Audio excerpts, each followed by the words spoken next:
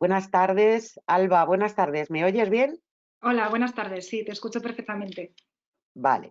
Bueno, pues muy buenas tardes a todos y a todas las personas que están, viéndonos hoy, asistiendo a este nuevo webinario de nuestra Academia de Liceus, en donde tenemos la oportunidad, por un lado, de presentar un nuevo curso y sobre todo de presentar a su autora, a la profesora que lo dirige y que va a impartirlo a partir de ya, porque ya lo tenemos disponible en nuestra plataforma Moodle. Es Alba García Álvarez. Alba, de nuevo, buenas tardes. Buenas tardes.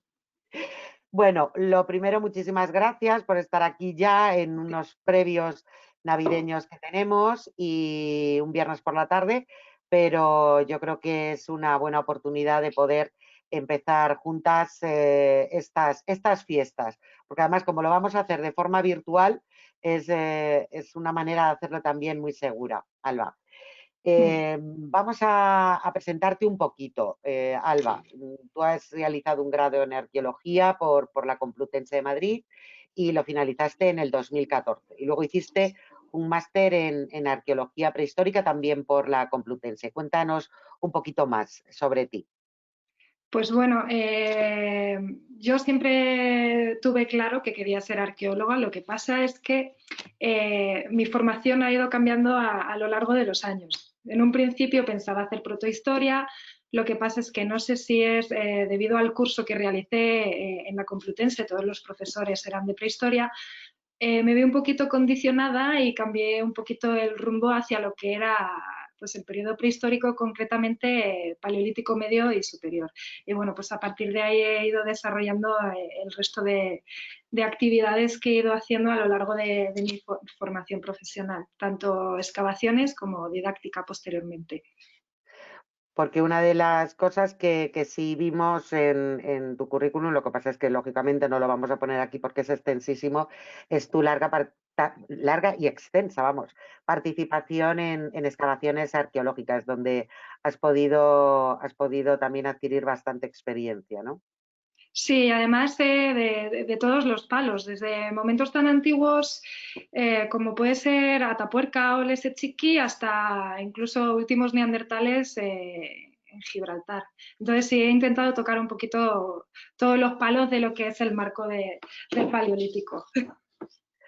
La verdad es que me dais muchísima envidia. Yo cada vez que hacemos estos webinarios y me acerco un poquito a vuestra experiencia, a vuestra formación, es como abrir una ventana a un conocimiento bueno, yo ya no tengo tampoco mucha edad, así es que intentaré aprender de todos vosotros un poquito. Y en ese sentido, nuestros futuros alumnos van a poder aprender contigo sobre arte rupestre, teorías interpretativas y nuevos hallazgos, que es como se titula el curso que empiezas a impartir ya. Eh, ¿Por qué las teorías interpretativas y los nuevos hallazgos? ¿A qué hace alusión este subtítulo del curso? Pues lo que yo he querido hacer es enfocarlo un poco a lo que es los nuevos descubrimientos, es decir, el arte rupestre va a ser imposible de conocer porque, en primer lugar, las sociedades que las realizaron o los pioneros que las realizaron fueron sociedades que ya están extintas y, por lo tanto, nunca vamos a conocer el verdadero significado de lo que es el arte rupestre. Por lo tanto, siempre estamos continuamente ampliando información y continuamente elaborando más teorías interpretativas, más hipótesis acerca de lo que es el arte rupestre, el para qué se desarrolla o por qué lo desarrollan.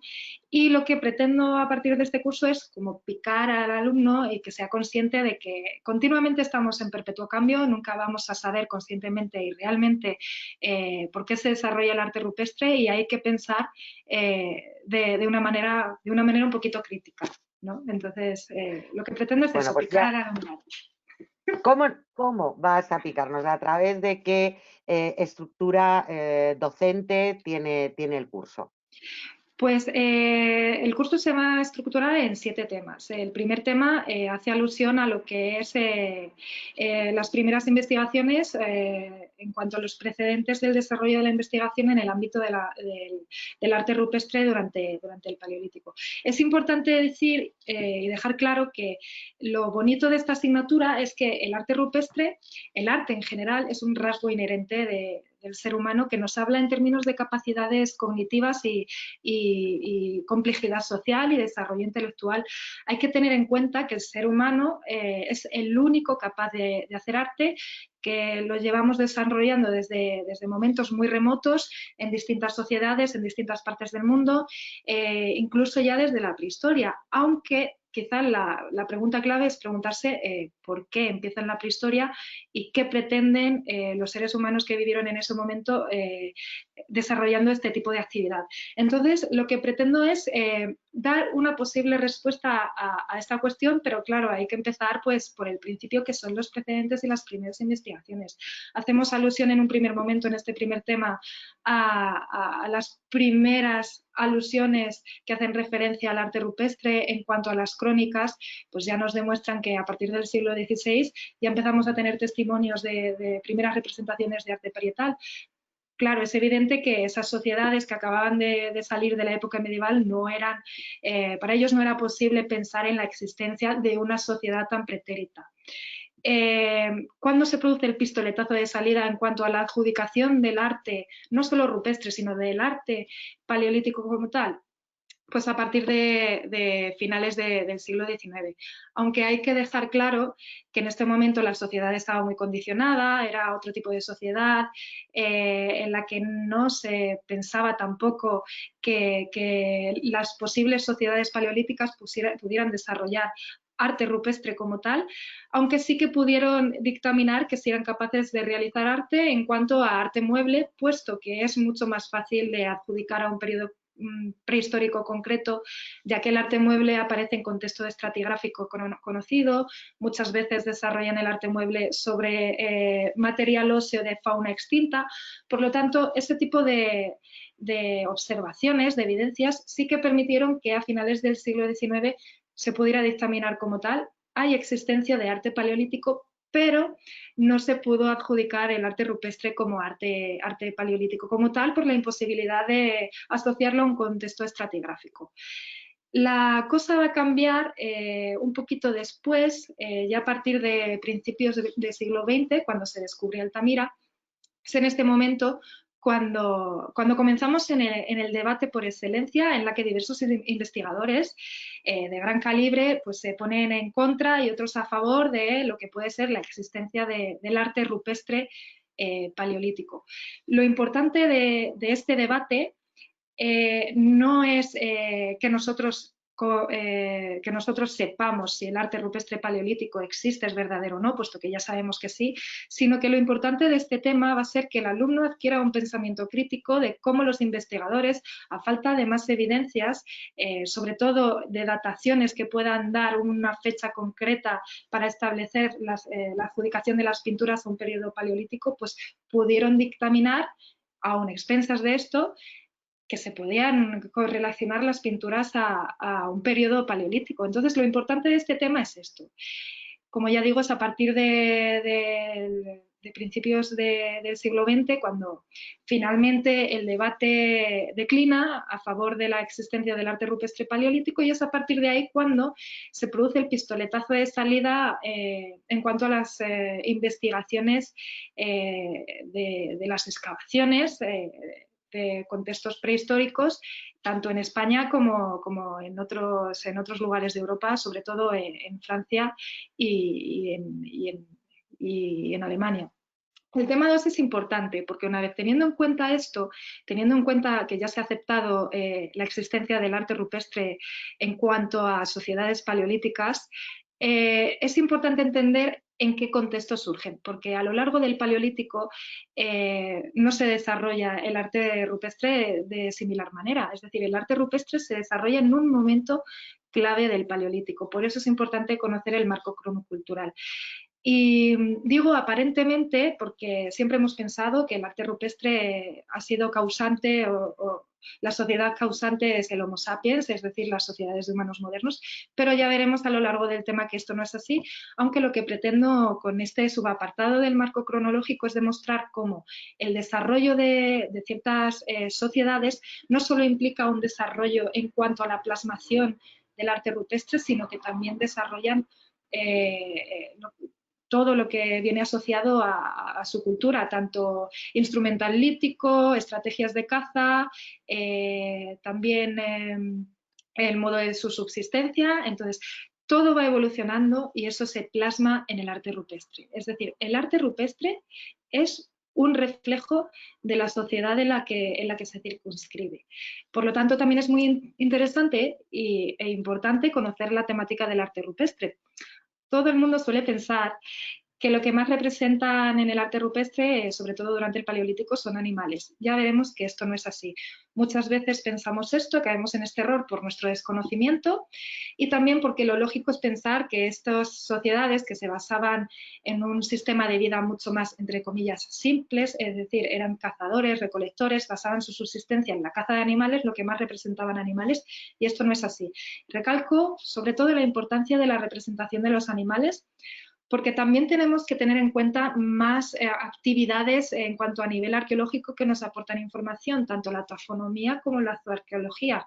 Nos permite la zooarqueología saber a través de los restos fósiles cómo eran los animales que habitaban en ese momento y podemos compararlos con el arte rupestre. De ahí podemos saber si los seres humanos de estas sociedades plasmaban a estos animales de una manera realista o si por el contrario pintaban estos animales, estas figuras, con otro tipo de alteraciones y por qué. También veremos las representaciones humanas y los distintos tipos de símbolos. No menos importante es la temática del arte rupestre, es decir, dónde se localizan las pinturas, cómo iluminan las cuevas y cómo realizan las figuras, porque el desarrollo de este tipo de actividad también nos habla en términos de complejidad a nivel cognitivo.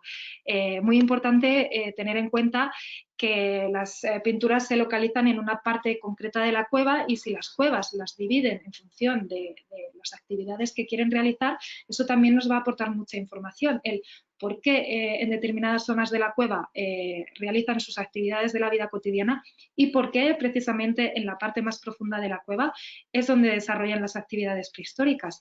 Quizás es porque para ellos tienen algún sentido ritual. Esto es lo que intentaremos dictaminar a lo largo de este tema.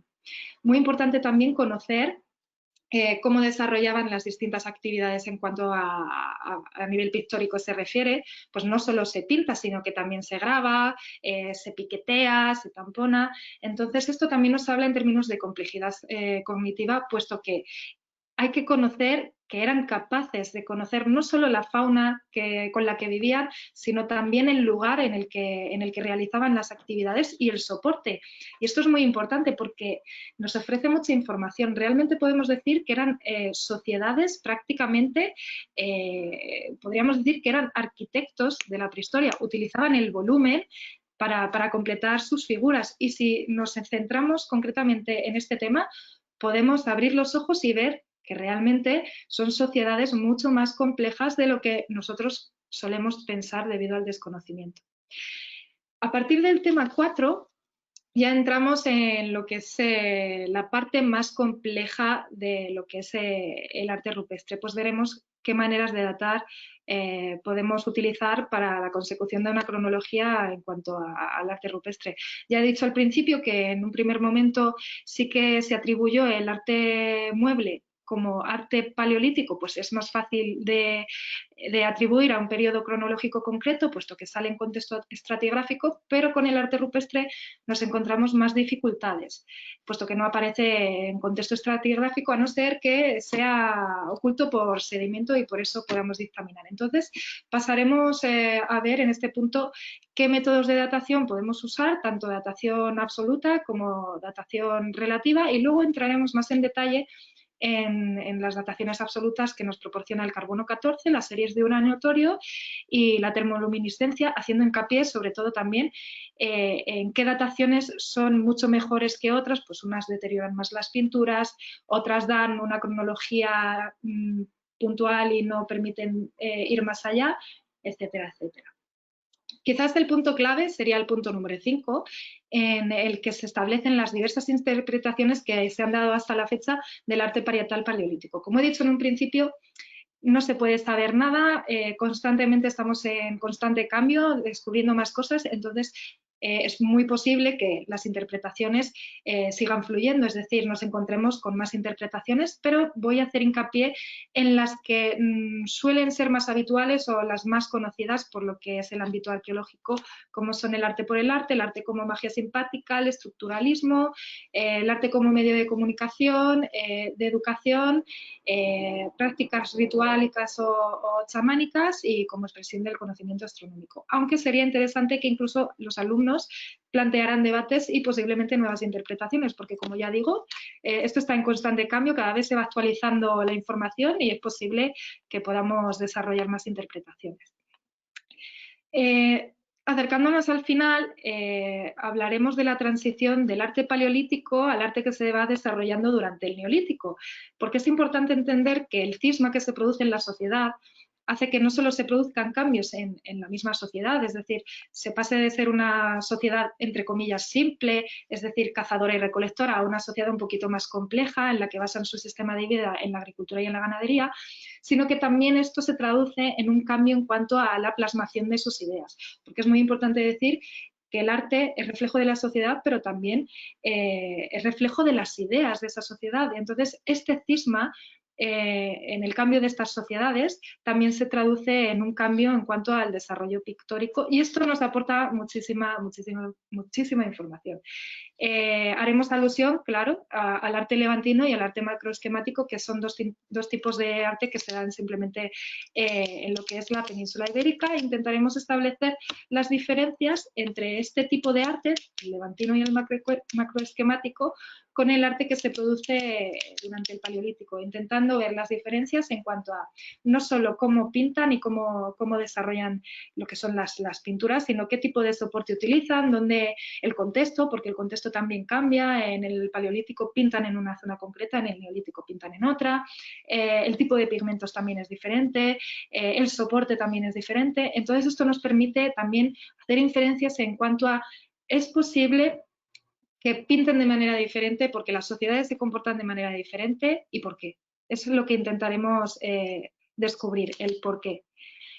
Finalmente, por picar un poquito al alumno, haremos alusión en el último tema de los nuevos hallazgos que se han producido, bueno, nuevos y no tan nuevos. Es verdad que últimamente se han descubierto hace poquito, además, nuevos hallazgos que hacen alusión al descubrimiento de nuevas pinturas simbólicas, pero no en lo que es en el ámbito español. Pero en lo que es la península ibérica sí que haré alusión a ciertos descubrimientos que nos han permitido refutar ciertas teorías.